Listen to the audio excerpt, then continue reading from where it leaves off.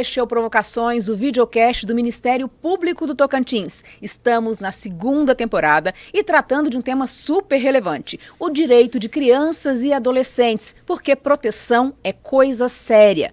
Neste episódio, nós vamos falar de um tema ainda mais relevante, abuso de crianças e adolescentes, a exploração sexual de crianças e adolescentes. Comigo aqui neste episódio está o promotor de justiça Paulo Sérgio Ferreira de Almeida. Doutor, muito obrigada. O senhor veio do Bico do Papagaio, né? Veio longe para participar do programa com a gente para discutir esse tema tão relevante. Isso, olá, estou aqui no sentido de trazer minha contribuição, a minha experiência na área criminal e na área da infância e juventude nesse tema tão complexo, mas tão importante de ser debatido. Obrigada, doutor. Conosco também, nosso companheiro de bancada nessa temporada, Dr. Sidney Fiore Júnior, que coordena o Centro de Apoio Operacional da Infância, Juventude e Educação do Ministério Público do Tocantins. Pois é, dar as boas-vindas aí a todos que estiverem nos assistindo, nos acompanhando. Tenho certeza que esse episódio vai ser um arraso, vai ser bastante importante, impactante. Os assuntos relacionados a esse tema de abuso sexual, exploração sexual, ganharam uma série de leis novas nesses últimos anos, né? A gente estava até falando aqui sobre a Lei Henri Borel, Lei Menino Bernardo. Então são várias leis que foram sendo produzidas pelo Congresso Nacional exatamente porque a violência não para de crescer. Bom, para começar já, dá para se dizer, doutor Paulo, que é uma epidemia? A gente vê todos os dias, é fácil encontrar notícias e informações de crianças abusadas sexualmente, né? É possível dizer o que está acontecendo? Isso sempre aconteceu, agora se noticia mais, tem relatos, essas informações chegam aos órgãos repressores com mais facilidade. Como é que a gente pode definir esse mal, né? Porque é um grande mal social. Estou prestes a completar 2 décadas de atuação no Ministério Público, nas promotorias criminais do Bico do Papagaio. E me chama a atenção o combate aos crimes envolvendo criança e adolescente como vítima. Então, durante essa jornada de já 18 anos, vários crimes, várias áreas de atuação, mas ultimamente tem me chamado muita atenção. Eu trago essa questão de dizer que é uma epidemia silenciosa e, de certa forma, não escandaliza porque é um número tão elevado e com a ignorância da população para entender a complexidade desse tipo de violência que também se torna de difícil combate. Mas em relação aos números, são números assustadores, porém devemos amenizar o lado de que aqui no Tocantins a capilaridade de existir conselho tutelar em todas as cidades, termos delegacias da infância e juventude nas regionais e termos promotorias espalhadas e providas em todo o estado, tem facilitado a notificação, tem facilitado a investigação e a apuração desses crimes. Então, também essa elevação é por causa da diminuição da subnotificação que existia, ela vem diminuindo. E então nós temos esses números, mas não deixa de ser um número assim que assusta, né? Muita gente não tem noção. As pessoas que trabalham na área de saúde, nas escolas, nos conselhos tutelares, dimensionam melhor, porque são casos frequentes que chegam e acabam aí desaguando no Ministério Público, na polícia, na justiça. Doutor Sidney, essa estrutura passa por 2 situações, né? A criminal e a preventiva. E o Ministério Público atua nessas 2 pontas importantes para evitar esse abuso? Sim, com certeza. Sobre os dados, né, a gente estava até falando mais cedo aqui, o Anuário de Segurança Pública, salvo engano, de 2024, né, trouxe um número de mais de 80 mil casos, né, no Brasil, o que dá mais ou menos um caso de abuso sexual de criança e adolescente a cada 5 ou 6 minutos. Então esse episódio aqui vai durar talvez 1 hora. A cada 5 minutos nós já sabemos que no Brasil uma criança está sendo abusada sexualmente, a cada 5, 6 minutos. Então assim, é um número muito, assim, dá medo, né? É chocante para todos nós. Então, já que o número é tão alto assim, o Ministério Público tem cada vez mais, principalmente por causa da Lei 13.431, que é uma lei de 2017, regulamentada pelo Decreto 9.603, que é de 2018. Então, essas 2 leis vieram exatamente exigindo que todos os municípios, os mais de 5.500 municípios, tenham uma rede de proteção coesa que trabalhe de maneira integrada com saúde, educação e assistência, além do Conselho Tutelar, da Polícia, do Ministério Público, do Poder Judiciário, no sentido de, toda vez que uma criança ela está sendo abusada sexualmente, normalmente, em regra, em, sei lá, talvez mais de 90% dos casos, ela vai revelar que está acontecendo isso na escola. Então a escola normalmente é o primeiro lugar onde a criança vai, o que a gente chama de revelação espontânea da violência. É lá que ela vai ou falar de uma maneira oral, ou então o corpo fala, né? Ela vai se automutilar, ela vai mudar muito o comportamento dela. Então, essa mudança de comportamento é necessário que os professores observem, os diretores de escolas, coordenador pedagógico, equipe multi das escolas. Então, todos os profissionais de educação, já que é na escola que ocorre a maioria das revelações espontâneas de violência, esses profissionais precisam estar capacitados para fazer essa leitura de sinais e sintomas de violência. Feito essa leitura, identificada a violência, se a criança procurar, né, por socorro, esse profissional tem que saber o que fazer, né, como que vai notificar para quem, vai fazer o que a partir desse momento e vai ouvir essa criança de que maneira, em que ambiente. Então existe todo um protocolo para se colher essa revelação espontânea e como disparar a partir disso, né, a comunicação formal disso, até chegar, por exemplo, na polícia, no Conselho Tutelar, na saúde. Então vou dar só um exemplo. A saúde tem que ficar sabendo disso, talvez seja a que tem mais urgência. Por quê? Porque a profilaxia de gravidez e de doença sexualmente transmissível só é feita numa janela de 72 horas após o ato sexual. Passou 72 horas, a profilaxia, que são aqueles remédios, já não faz mais efeito. Então a criança pode engravidar e pode contrair uma doença sexualmente transmissível. Então olha o tamanho da urgência. Certo. O primeiro passo, então, doutor, se a gente fosse fazer aí um mapa, um mapinha para o professor ou para a pessoa que recebeu, né, identificou esse abuso. O primeiro passo, onde ela deve procurar de urgência? Ela viu sinais, ela viu que a criança está diferente. O que ela tem que fazer de imediato? Porque tem que ser uma resposta rápida. Sim, né? Claro. Não dá para ir para casa dormir e pensar que será, né? Sim, com certeza. Lembrando o seguinte, que o nome já diz, né? Revelação espontânea. O espontânea faz muita diferença no que eu vou te responder aqui. Então, a lei, ela diz o seguinte, que o professor, a pessoa lá da escola, a merendeira, seja quem for, normalmente essa pessoa, ela vai ser escolhida pelo aluno por causa de confiança. A criança confia naquela pessoa adulta e por confiar, ela vai escolher essa pessoa e vai chegar lá, tia, fulana, quero te contar o que está acontecendo lá em casa. Está acontecendo isso, isso, isso. Normalmente, quando o professor, seja quem for, que receber essa revelação, quais são as orientações? Inclusive, o CAOP tem uma cartilha orientando tudo isso, tá? A orientação é levar para um local reservado, né, e deixar a criança falar. Sem achar que você é policial investigativo, sem ficar induzindo, sem ficar revitimizando e fazendo perguntas desnecessárias. Então, é necessário ouvir mais, falar menos, deixar a criança falar e, em seguida, anotar, fazer apontamentos para depois gerar um relatório. Esse relatório necessariamente precisa ser compartilhado com a rede de proteção. E aí sempre vem muitas dúvidas. Mas isso não é sigiloso? Se é sigiloso, eu posso compartilhar? Ele é sigiloso para todo mundo que não é da rede de proteção. Para quem é da rede de proteção, não é sigiloso. Ao contrário, existe um dever de comunicar. Quem não comunica, pela lei em Riborel, doutor Paulo, hoje tem um crime. Quem não comunica pratica um crime, de tão relevante que é hoje a comunicação. É uma responsabilidade social. Responsabilidade social, um civismo, né, de todo mundo, de compartilhar. Compartilhar com quem? Acabei de falar, a saúde em primeiro lugar, compartilhar com a polícia, compartilhar com CREAS, da assistência social, compartilhar com o Ministério Público, doutor Paulo, para fins investigativos, para fins, por exemplo, entrar com ação de ação cautelar de antecipação de provas, entrar com ação pedindo a prisão preventiva, entrar com uma ação para afastamento do agressor do lar. Então, todas essas ações é o promotor criminal que vai entrar, né, doutor Paulo?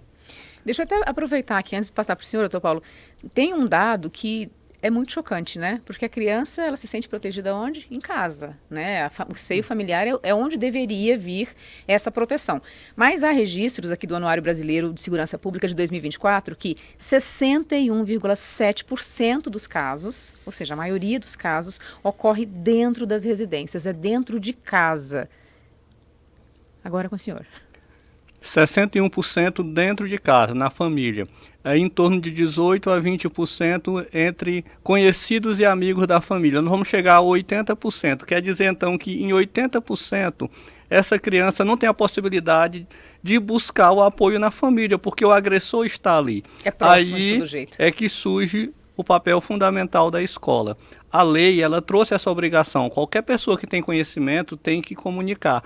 Mas imaginamos o seguinte: cada pessoa deve pensar, se acontecer um caso desse na minha família, provavelmente o pai, o responsável, não vai ficar sabendo porque o agressor está próximo. Então a gente tem que fazer pelo outro. O pai do coleguinha, em muitas situações, a criança, ela procura o colega de vizinho, procura o colega de aula e fala. Então, esse pai que fica sabendo, o professor, o profissional da saúde que fica sabendo, além da obrigação legal, tem que fazer o seguinte raciocínio: eu vou fazer por esta criança vítima aquilo que eu gostaria que fizesse por alguém da minha família, se caso fosse vítima. Porque, em regra, a família não vai ficar sabendo. Quem vai ficar sabendo é outra pessoa. Então, um princípio da solidariedade. A gente tem que fazer aquilo e esperar que o outro também o faça, de forma que nós possamos combater esse grande mal que ataca nossas crianças, nossos adolescentes e está atacando, ao final de contas, o futuro da nação.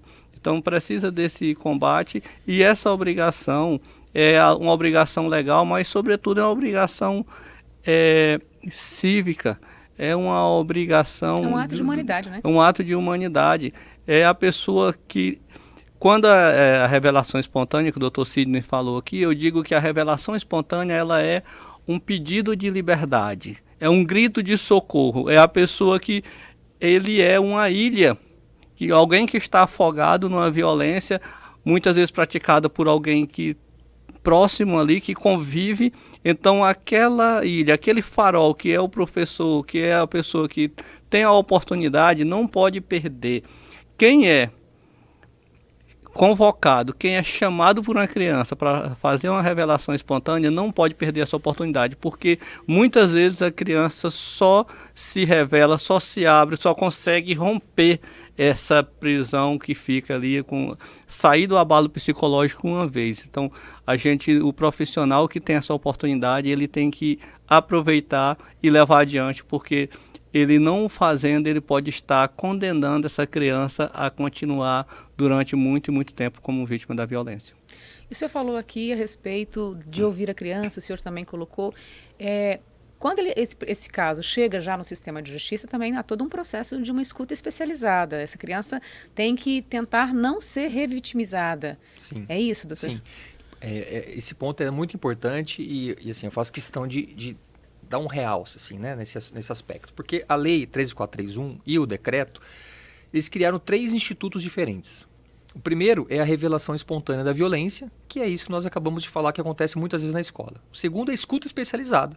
O terceiro, depoimento especial. E há uma confusão grande sobre esses 3 institutos. Já falamos então que a escuta que o depoimento especial, que a revelação espontânea da violência é essa que acontece na escola. E o que é a escuta especializada? A escuta especializada, vou dar um exemplo para ficar mais fácil e a gente entender o que é ela. Então, imagina que uma criança na escola começou a se automutilar, mudou completamente o comportamento, as notas que eram boas ficaram ruins, começou a bater nos amigos, ficou aquele aluno péssimo, né?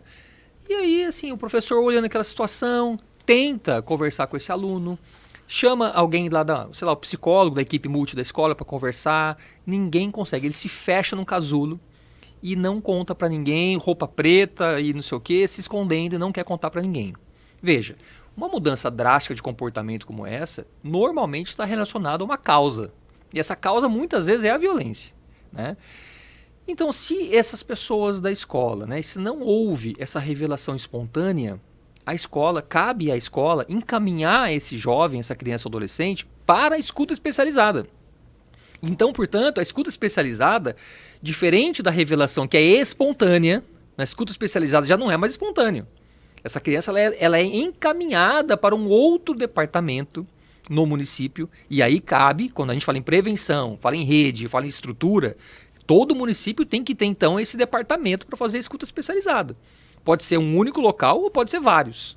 Em Palmas, por exemplo, nós temos um único local chamado Centro Integrado 18 de Maio. Então, esses exemplos que eu estou dando aqui, de que não houve revelação espontânea, mas vai ter uma escuta, as crianças são encaminhadas para o centro integrado, lá é feita a escuta especializada. Então, a escuta especializada, pergunto, tem finalidade investigativa criminal? Resposta, não. Não é isso.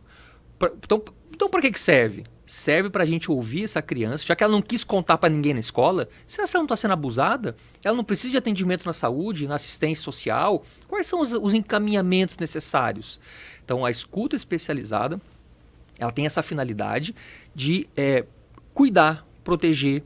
Tá? Então, é para isso que serve a escuta especializada. E a última, o do terceiro instituto, que é o depoimento especial, esse sim tem finalidade investigativa, criminal, produção de provas. Quem faz o depoimento especial é o delegado e o juiz de direito. Então, o delegado na fase do inquérito e o juiz numa ação penal. Então, são esses três institutos. Na minha opinião, como que esses três institutos devem dialogar entre si? Num município que está muito bem organizado, bom, qual é o princípio geral? É o da não revitimização. Não é isso? O princípio geral é que a criança fale o mínimo possível. E não que ele fique repetindo, não é isso? Só que eu acabei de falar, tem 3 institutos, então ela vai falar 3 vezes? A ideia é que ela não fale 3 vezes. Então como que a gente vai lidar com essas três institutos? Bom, um exemplo sempre ajuda, né? Então vamos usar o exemplo da criança que está na escola e que fez a revelação. Lá para a merendeira. A merendeira anotou, contou para o diretor da escola e o diretor fez essas comunicações. Nesse caso, uma das comunicações é para a polícia. Então aí vem a pergunta, bom, a polícia vai receber a comunicação de uma revelação espontânea e aí vem a questão, se essa revelação espontânea da violência tiver todos os dados, quem fez o crime, onde o crime foi praticado, quantas vezes foi praticado, se tiver todas as informações que o delegado precisa, o delegado não vai precisar ouvir a vítima. Porque as informações que ele ia colher já estão colhidas lá atrás, na revelação espontânea da violência. Então o delegado não ouve. E o delegado faz o que então com isso? Ele chama as testemunhas. Chama um professor, chama a mãe, chama a tia, chama quem sabe do caso para ser testemunha. Então, essa fase do delegado, nós vamos pular. O delegado vai instaurar o inquérito, vai fazer a investigação, mas não vai ouvir a vítima. Exatamente para não revitimizar. Até porque ele não precisa da prova. Seria desnecessário e repetitivo.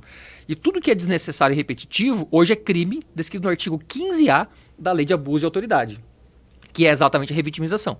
Então o delegado não ouve e o delegado faz o quê? Representa para que o promotor criminal entre com a ação de antecipação de provas, que é a ação cautelar de antecipação de provas. Quando o promotor criminal entra com essa ação cautelar de antecipação de provas, qual que é o despacho do juiz? Exatamente, designa a audiência do depoimento especial. Cheguei no meu terceiro instituto. Então, nesse meu exemplo, a criança vai ser ouvida quantas vezes? 2 vezes. Uma na escola, lá na revelação, o delegado não ouve, quem vai ouvir é o juiz nessa audiência do depoimento especial.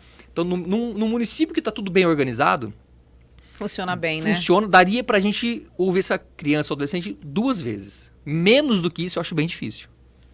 Doutor, o senhor que atua na área criminal, né? Já nessa área punitiva, é muito importante que a pessoa causadora desse mal precisa ser punida, né? Até para que a criança também cresça num ambiente seguro, porque uma vez ela violada, uma vez ela passar por uma violência dessa, dentro de um ambiente onde, na maioria das vezes, como os dados mostram, veio de dentro de casa ou veio de uma proximidade, ter essa pessoa distante ajuda ela a crescer com um pouco mais de confiança.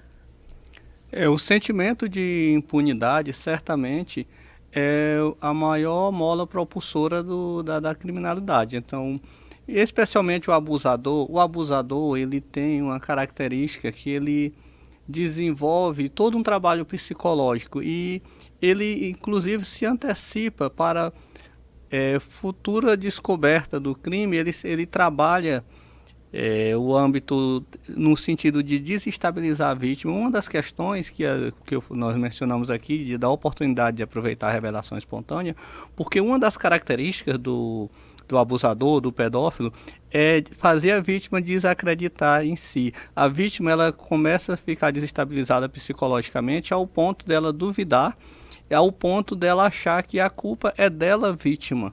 Então ele faz todo esse trabalho. E tem mais, tem uma citação que eu gosto de fazer de um livro que é Pedofilia, Aspectos Jurídicos e Sociais. A autora Ana Selma, ela menciona o seguinte, que o abusador, o pedófilo, ele trabalha com antecedência a questão dos vizinhos, da família.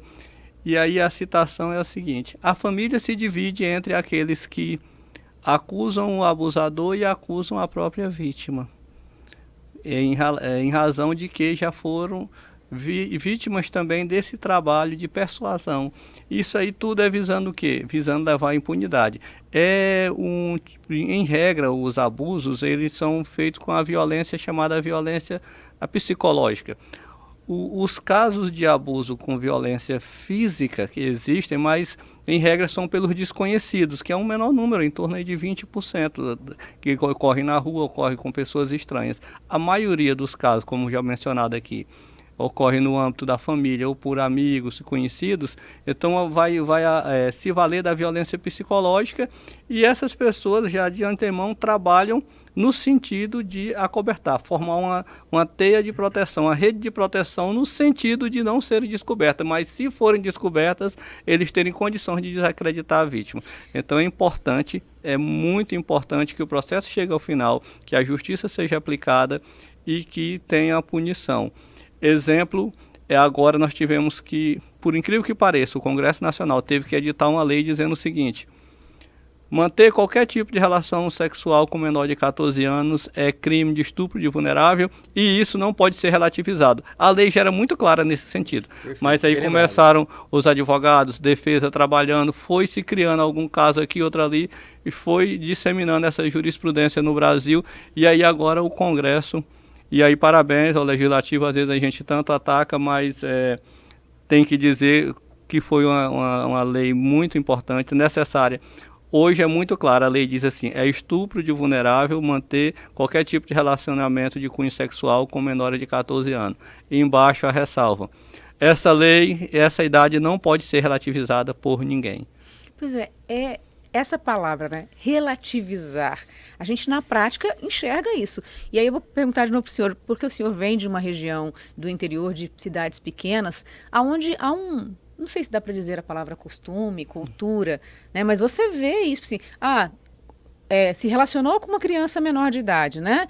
Aí engravidou, então ali já se constituiu uma família, então tá tudo bem, tá tudo resolvido, a gente segue. Vou aproveitar também, já encaminhar a pergunta para ele, que é o seguinte: mesmo com essa lei nova, doutor Paulo, acho que nós ainda vamos ter aqueles casos difíceis, os hard cases do sujeito que tem 18 anos e a garota com 13, vamos supor, dá uma diferença de 5 anos de idade. Esses casos que constituem família, tem filho, e enfim, talvez esses casos a justiça ainda talvez vai acabar relativizando na prática, embora a lei não queira isso, mas talvez isso acabe acontecendo, concorda ou não? Os casos inicialmente surgiram desse tipo de situação. Às vezes o relacionamento começava até enquanto em regra o homem era adolescente, tipo 17, com 13, com 12, aí completou a maioridade, porque o crime ele vai sendo reiterado, né? Então completou 18, passa a ser crime, era ato infracional. E aí foram pegos alguns casos assim, que assim, tinha, de certa forma, até tinha uma razoabilidade nesse tipo de defesa. Mas aí, como o Brasil é useiro e vezeiro nisso, se pega um caso desse e começa, e aí escondendo que era num caso assim, específico dessa idade, aí começa... A exceção vira regra, né? E o caso que veio muito a público foi o de Minas Gerais, e o sujeito lá tinha mais de 30 anos de idade. Eu lembro, doutor Sidney, uma situação, eu fazendo audiência lá na cidade do Bico, e aí a tese de defesa era que o erro quanto a ilicitude do fato, a questão do erro de tipo, que ele não sabia a idade da moça. Então o rapaz alegou, o réu alegava que tinha mantido relacionamento, mas não sabia a idade da moça. Só que eu fui preparado para a audiência. Eu perguntei, ele era casado, perguntei, tem filho? Tem uma filha de quantos? Ele tinha uma filha da mesma idade da vítima. Aí eu virei para o juiz, doutor, ele tem uma filha da idade da vítima, então assim, se ele não tem nenhum problema mental, ele vai perceber facilmente qual a idade daquela garota. Eu ainda perguntei mais, onde foi o relacionamento? Aí falaram que ele encontrou atrás da escola escondido. E por que foi escondido? Ora, ele, pai de uma garota da mesma idade da vítima, uma situação que foi mantido o relacionamento clandestinamente, era óbvio que ele sabia, então foi desmascarado e ele foi condenado, inclusive agora era uma pessoa que com condição de recorreu até Brasília, recorreu ao STJ, mas transitou e agora começou a cumprir a pena. Então tem essa situação. E uma coisa que chama a atenção aqui é quando nessa questão de inversão, também uma situação que é muito utilizada no sentido de desacreditar a palavra da vítima, é uma audiência em que era o pai que era o acusado. Então eu acho assim que não tem como o pai ter uma desculpa. Um abuso cometido pelo pai é uma coisa assim que é indesculpável, não tem qualquer perspectiva de já somente é um ato perverso. É perverso. Qualquer pessoa vindo do pai, isso piora muito. Certeza, né? Isso aí infringe a legislação do país, isso aí infringe os valores de quem é cristão, infringe os valores de humanidade, infringe qualquer valor que se considere, isso aí é errado. Aí então a criança entrou com 14 anos entrou e tinha um aspecto assim de maquiagem, roupas, tudo como se fosse uma pessoa adulta já e que já tivesse a liberdade de manter relacionamentos, tudo. Então isso aí foi utilizado pela defesa. E agora até tem uma lei, chamada Lei Mariana Ferrer, no sentido de não se atacar a vítima. Foi preciso fazer uma lei para dizer que a vítima não está em julgamento. É uma coisa científica do Brasil. Nós precisamos criar uma lei para dizer que num julgamento que quem está sendo acusado é o réu e não a vítima. Mas nesse caso, eu dei um pouco de corda e depois puxei. Olha, cientificamente, uma das principais características da criança abusada é o desenvolvimento da sexualidade precoce. Então, aquilo ali que ela demonstrou na audiência, um comportamento como se fosse uma pessoa adulta, em todos os aspectos de vestimenta, maquiagem, aquilo ali não foi o que deu causa, aquilo ali era a consequência. Por ter sido abusada, que ela estava daquele jeito, e não que ela foi abusada por andar daquele jeito. Então, aquilo ali gera uma consequência. Então, a gente tem que ter o preparo.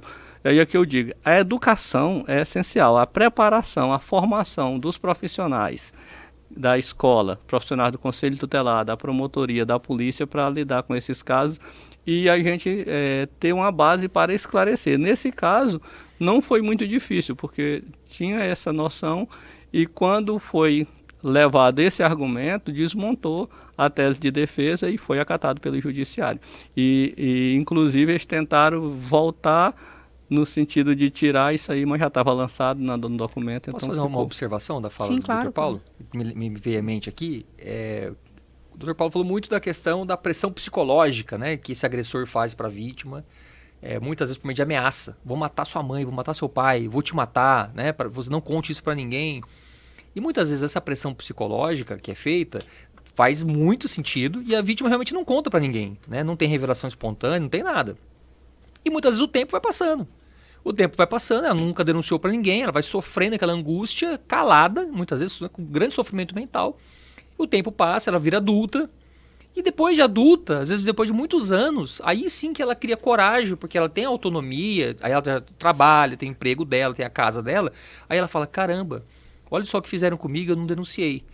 E esses casos, a Xuxa é um exemplo, né? A Xuxa passou publicamente por essa situação e veio contar isso, né, na televisão para todos nós. E em seguida, teve um caso também de uma nadadora famosa do Brasil que disputou a Olimpíada, que é a Joana Maranhão. Sim, sim. Lembra desse caso? Sim, lembro dele. E o caso da Joana Maranhão foi interessante porque o Congresso Nacional, mais uma vez, diante de um caso concreto, se mexeu e modificou o Código Penal para dizer o seguinte, olha, a partir de agora, a prescrição desses crimes só vai começar a contar a partir do momento que essa vítima faz 18 anos de idade. Então, a prescrição só começa a partir dos 18 anos de idade. Então, a pessoa que foi a vítima lá na infância e não conseguiu contar para ninguém, agora ela ainda consegue a punição, porque com 18 anos é que começa a prescrição do crime. Pelo menos é a garantia de não se ter impunidade, né? Porque se trata com criança. E eu vejo muitas vezes assim, descredibilizar a criança. É a imaginação fértil, não foi desse jeito, né? Ela não lembra, ela está inventando. Porque normalmente se dá a essa criança essa mentalidade imaginativa, que está inventando histórias, isso também eu tive um caso, é muito usado, nessa né? sua fala, eu tive um caso aqui em Palmas, na Promotoria Criminal de Palmas. Foi a primeira audiência que nós fomos estrear a sala de depoimento especial lá no fórum. E a vítima chegou já com mais ou menos 14 anos de idade, e ela, com a entrevistadora na sala, a sala do depoimento especial é totalmente diferente, é parecida com essa, inclusive, tem todo esse aparato, e o juiz, o promotor e a defesa estão em outra sala. Lá nessa outra sala a gente está tendo uma televisão, a gente fica vendo a vítima com a entrevistadora em outra sala.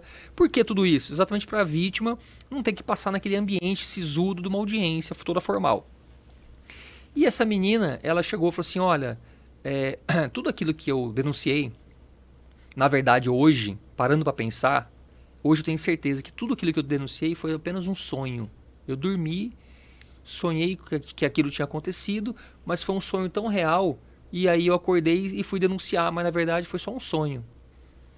O que nós, né, eu, o juiz, Elino, o que nós chegamos à conclusão? Que sim, exatamente o Dr. Paulo falou, pressão, uma pressão psicológica que ela deve ter sofrido, ameaças. Veja, denunciar o próprio pai, Dr. Paulo, denunciar o tio, denunciar o vô, ela muitas vezes contra a família inteira, e ela muitas vezes com 14, 13 anos de idade.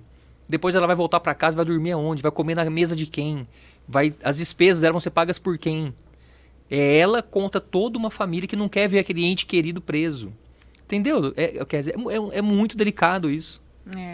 É um processo assim, difícil em todas as suas vertentes, né? Não tem um olhar, um ponto que possa dizer assim, não, isso facilita. Porque assim, se é dentro de casa, se ela é desacreditada, ela se sente sozinha.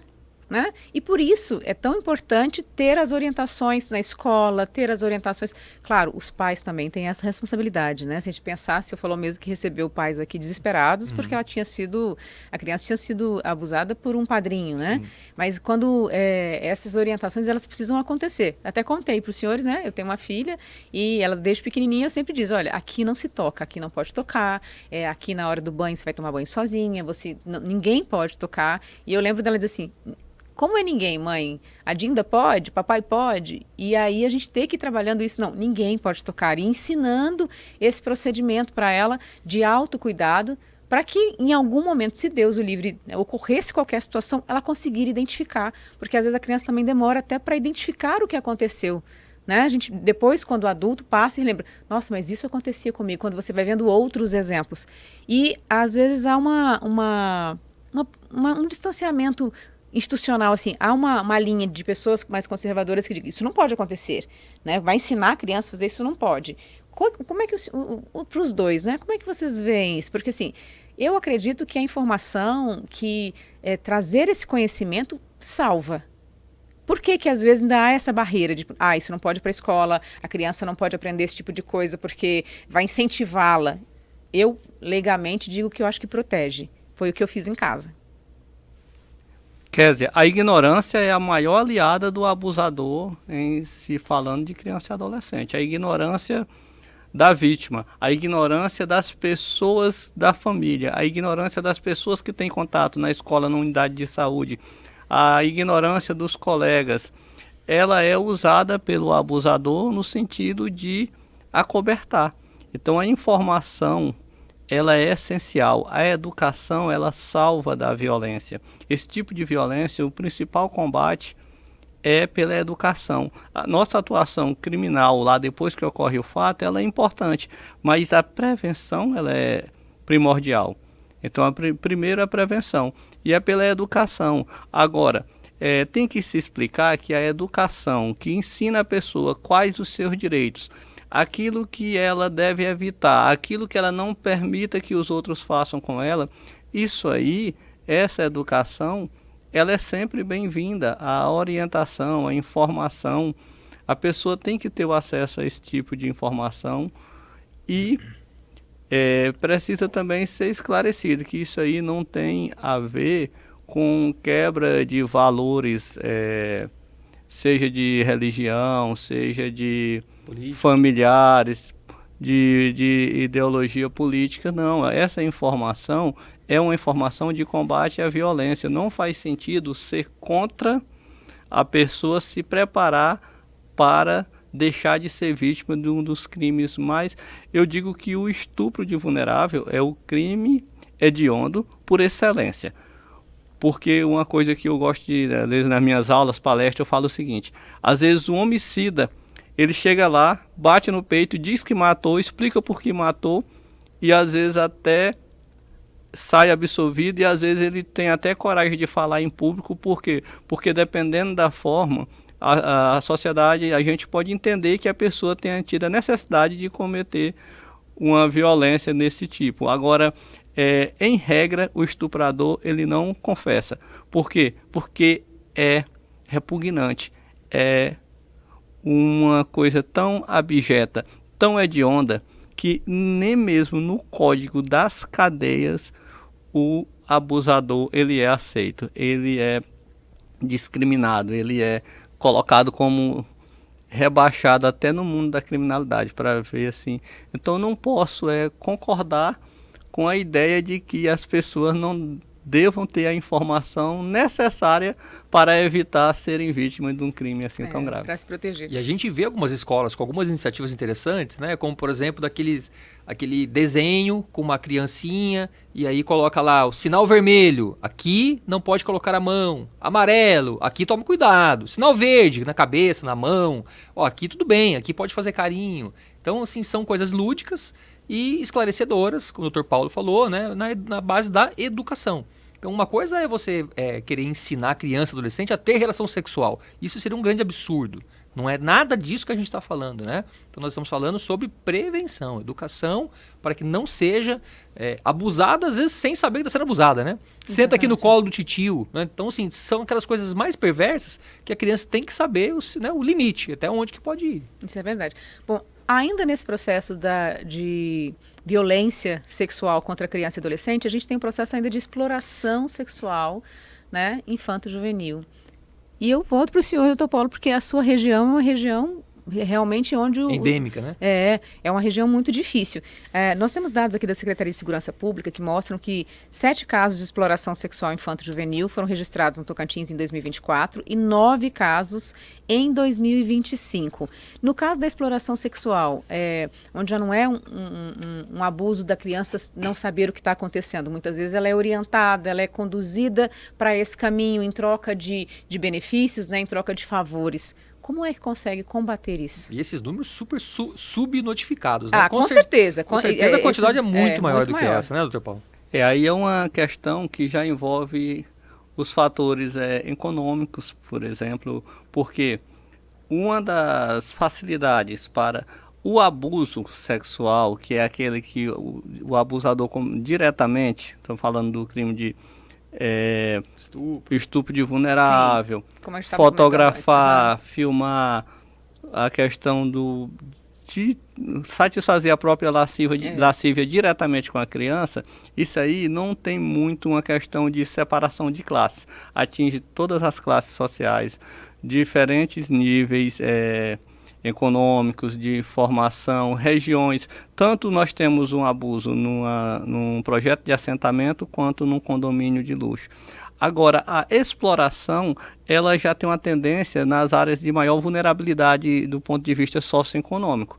Então, o terreno fértil para a exploração sexual vai se dar naquelas áreas de maior vulnerabilidade social. No Tocantins nós temos aí em torno de 1/3 da população na linha de pobreza, dependendo de programas sociais, e nesse contexto a exploração se vale muito, porque a exploração é a pessoa tirar o proveito de um abuso, é tirar um proveito geralmente econômico, mas também pode ser outro tipo de proveito em relação à prática do abuso que outra pessoa cometeu com a criança ou adolescente. Então, dentro dessa perspectiva, a fragilidade de pessoas que moram em áreas que são impactadas por grandes obras. Nós tivemos, por exemplo, a construção de uma ponte de forma emergencial, com milhares de trabalhadores, construções de rodovias. O Tocantins, por ser a parte central do Brasil, aqui nós estamos numa área que cruzam as rodovias leste, oeste, norte e sul do país. Então, essa questão da confluência de rodovias, grandes obras, e também região que nós temos alguns portos, rodoviárias movimentadas, então isso aí traz muita oportunidade da exploração. Então nós temos uma facilidade no Tocantins, porque às vezes na cidade pequena, às vezes acaba que a notícia corre mais fácil e aí muitas vezes nós conseguimos chegar. Mas tem essa questão. E um ponto interessante na questão da exploração é dizer o seguinte: inclusive, se for um parente, tipo for um pai responsável, alguma pessoa que tenha autoridade, é um agravante, a lei pune de forma mais severa. Mas eu gosto de fazer uma ressalva muito grande. Isso se for uma adolescente ou um adolescente que esteja sendo vítima e a pessoa explorando economicamente. Porque se for menor de 14 anos, é estupro de vulnerável. E se um pai e uma mãe permite, nós vamos processar por estupro de vulnerável. Se uma mãe e um pai permite que a pessoa mantenha relação sexual sendo menor de 14 anos, tanto o abusador ali vai responder, como nós vamos colocar no processo o responsável pelo mesmo crime. É diferente. Agora, concurso de pessoas, né? Exatamente, o concurso de pessoas. Por quê? Porque ele tem a obrigação de defender. É como se um salva-vida não quer se molhar, a pessoa cai na piscina, o salva-vida está ganhando para tirar as pessoas da água, ele não quer se molhar aquela roupa e ele não mergulha. Então ele vai responder por homicídio. No caso de um pai ou uma mãe que não protege a criança, vai. E nesse aspecto aí é importante, porque às vezes quando fala a exploração, nós vamos muito para a questão da prostituição. Então, um esclarecimento criminal. A prostituição de pessoas, as pessoas maiores e capazes no Brasil que se deem à prática da prostituição, ela não comete crime. A pessoa que vende o próprio corpo, tanto ela como quem paga, não comete crime. Se um terceiro intermediar, já é crime. A exploração da prostituição de pessoas maiores é crime. A prática só da prostituição, não. Em falando de pessoas menores de 18 anos, é crime tudo. Tudo é crime. Lembrando que a adolescente é vítima. Tanto quem paga quanto quem leva qualquer proveito vai responder. E de novo, compromisso social, né? Porque assim, você vê, às vezes você passa na estrada, se passa à noite, você vê crianças, né? Adolescentes, você vê nitidamente o corpo ali de uma criança exposto perto dos caminhões, dos postos de gasolina. É importante saber que quem está pagando também está cometendo crime. Exatamente. E não tem aquela da pessoa quis. A lei não autoriza, não valida essa vontade, esse consentimento do menor de idade. Vai ser crime sempre, então tem que ter atenção. Lembrar que a Polícia Rodoviária Federal, ela tem um monitoramento em toda a BR, ao longo de todo o território do Tocantins, né? Ela tem um monitoramento de quais são os pontos mais perigosos para essa prática da exploração sexual. Tem esse monitoramento, costumam fazer reuniões com a rede de proteção. Nós falamos aqui do posto, né, que está em Vanderlândia, esse é um dos principais, que sempre se fala nesse posto, mas não é só ele, obviamente, são quase todos. E me chamou a atenção aqui da fala do Dr. Paulo, me lembrou que eu vi na televisão, acho que todo mundo deve ter visto, né, o caso daquele piloto da TAM. Sim. O piloto da TAM, né, saiu na televisão, todas as manchetes, foi muito estranho, né, um senhorzinho já, com uma idade mais avançada, e ali tinha exploração sexual, né, porque ele tinha contato com mães, com avós, que eram pobres, e ele pagava elas para que elas intermediassem a venda dos corpos das crianças adolescentes ali, da filha, da neta. O senhor acompanhou esse caso, Paulo? Exatamente. E é o que acontece muito, né? Acontece muito. Essa mediação, né, para que a criança seja oferecida. Da própria mãe, da própria avó da criança. E aqui no Tocantins tem no Brasil todo e no Tocantins eu já peguei uma situação que é um agravante, é o seguinte: a falta de serviço público, a falta de oferta de vagas nas escolas, às vezes, hoje nem tanto aqui a questão de vaga em escola, mas outros tipos de serviços públicos, é uma forma que algumas pessoas utilizam para convencerem responsável por crianças e adolescentes a trazerem essa criança ou adolescente para ser vítima. Eu já tive assim, a situação lamentável, muito triste, de alguém para arrumar uma vaga no serviço público, cedeu uma filha para manter relacionamento, visando a obtenção de um contrato num ente público.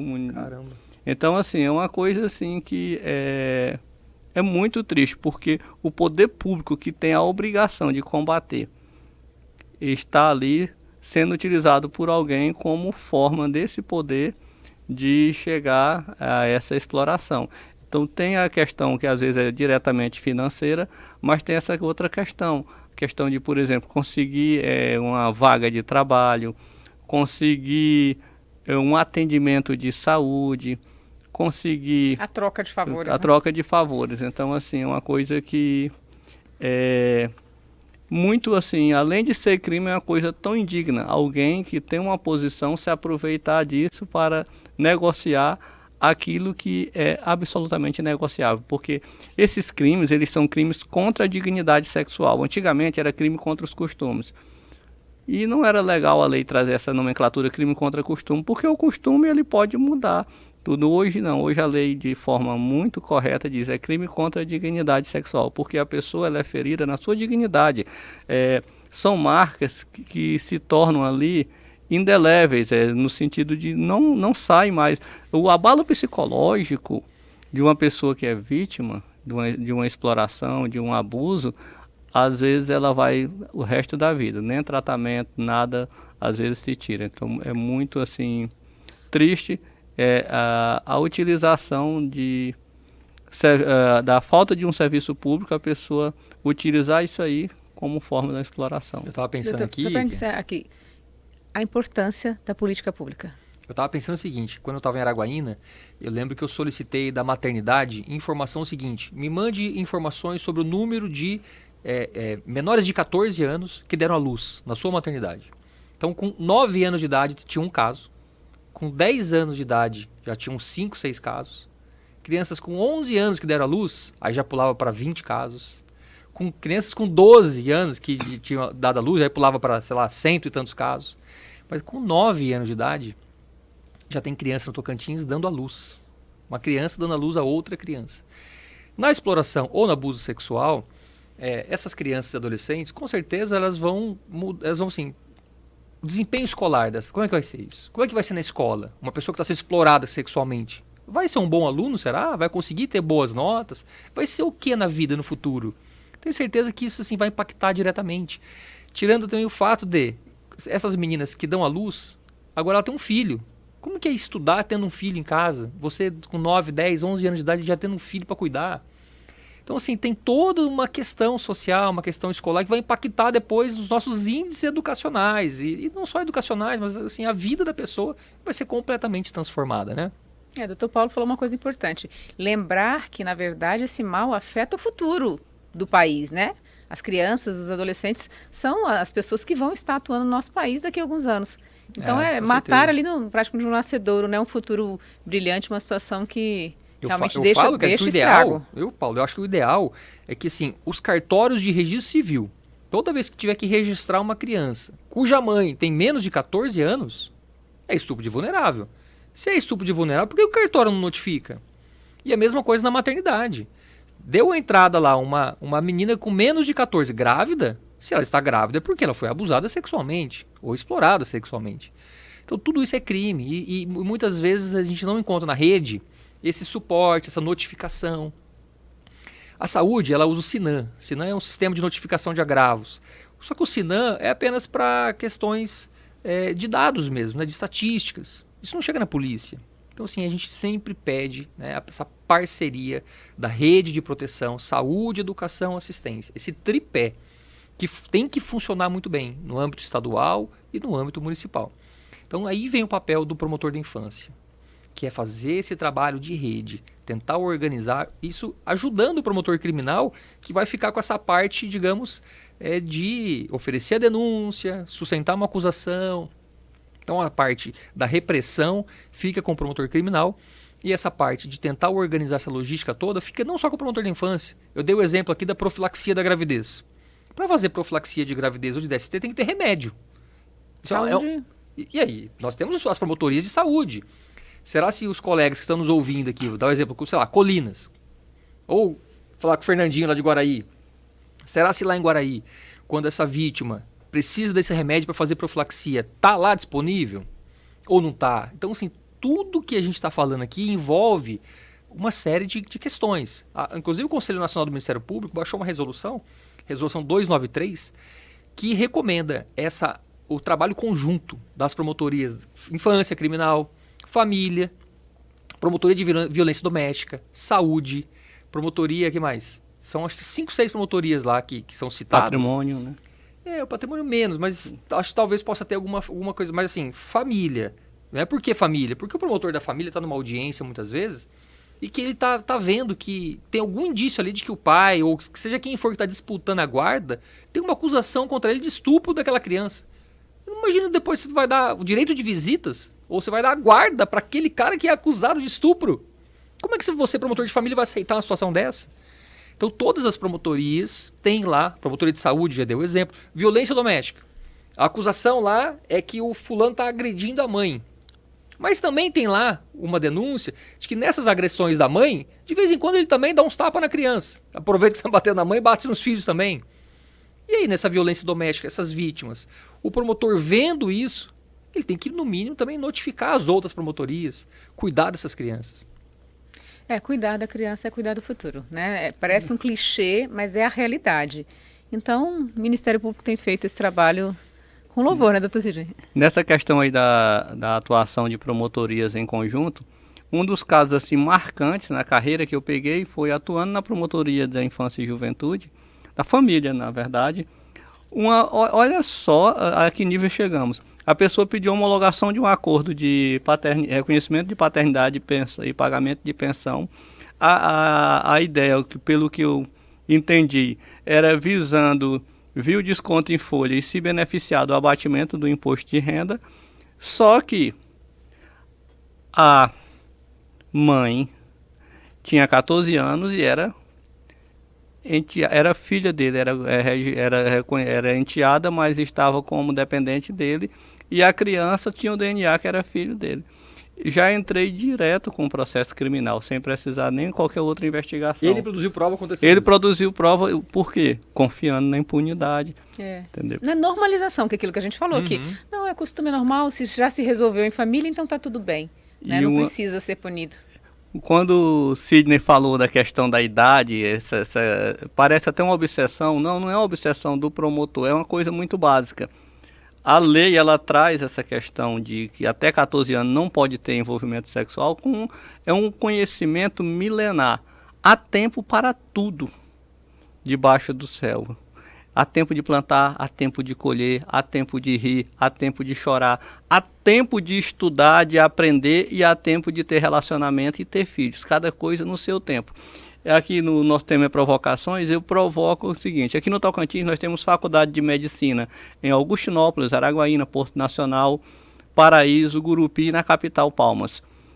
Quantas alunas do curso de medicina, que hoje é uma coisa positiva, hoje nós temos uma quantidade expressiva de mulheres fazendo curso de medicina, quantas alunas acadêmicas desses cursos de medicina, especialmente dos que são públicos, são mães adolescentes? Eu desafio a ter uma menina que teve filho com 10, 11, 12, 13, 14 anos e que conseguiu conciliar com os estudos para passar na faculdade de medicina. É uma provocação que eu faço. Não existe isso, não tem. Por quê? Porque fica absolutamente comprometido o futuro. Nós sabemos que compromete a oportunidade da pessoa passar numa medicina. Gera uma grande desigualdade, né? Gera uma desigualdade, afeta muito.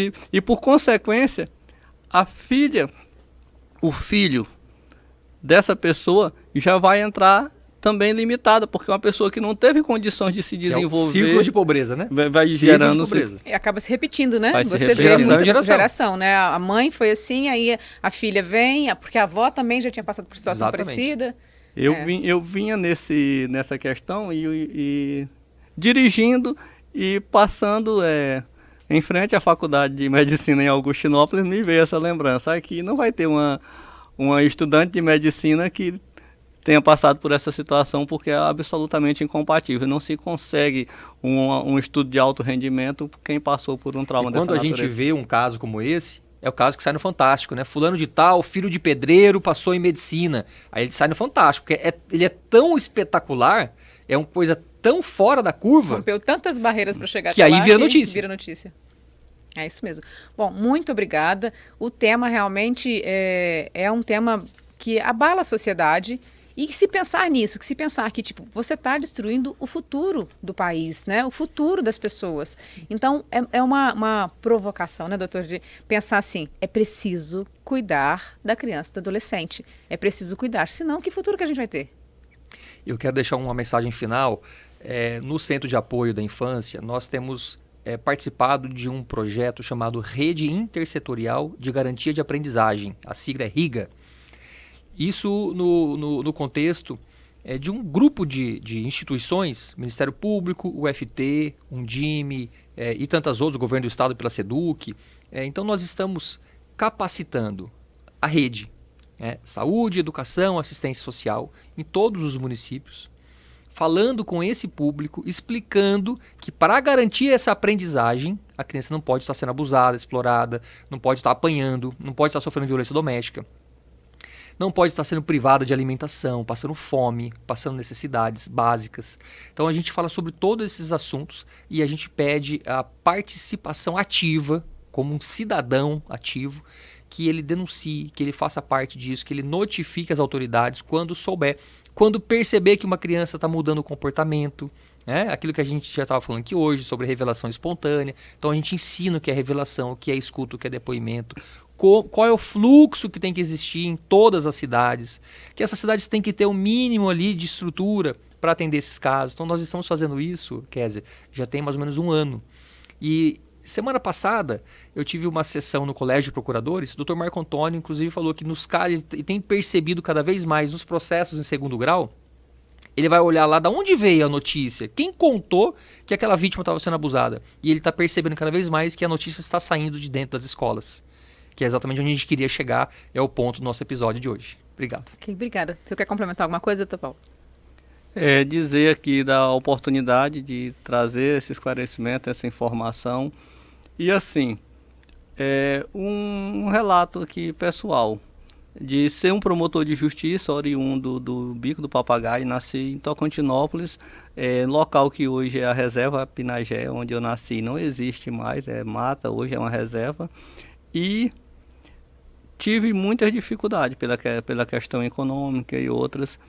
E não trago para o meu dia a dia a questão de ser contra as políticas públicas que visam atender as crianças que não tiveram a oportunidade que eu tive. Então, assim, nós temos que ter muito cuidado. Alguns adultos que não tiveram essa proteção, alguns adultos que às vezes foram vítimas, ou que tiveram alguém próximo que tenha sido vítima, nós temos que trabalhar para mudar. Aquilo que nós não tivemos, nós temos que lutar para que os nossos futuros tenham, nossos adolescentes, nossas crianças e adolescentes, aqueles que vão nos substituir, eles não tenham que passar por essa mesma dificuldade. Às vezes é uma reflexão importante porque quem já passou por alguma situação de dificuldade, que não teve o apoio necessário do Estado, não teve uma política pública para lhe atender, às vezes fica naquela de não se lançar nesse tipo de projeto com o afinco que deve ter. Há uma resistência, então nós temos que quebrar essa resistência, nós temos que fazer hoje aquilo que nós não tivemos para que no futuro seja melhor do que hoje. Essas crianças e adolescentes que nós vamos proteger hoje, eles cresçam, se desenvolvam, assumam o nosso lugar e tratem melhor ainda aqueles que irão substituí-los. Então ok, muito obrigada pela presença dos dois, muito obrigada mesmo. O senhor que veio de longe, né, para estar aqui com a gente, muito obrigada. E para você que está em casa, importante dizer, proteger criança e adolescente é compromisso e responsabilidade social. Então é a minha, é dos promotores, é de todos nós. Até a próxima.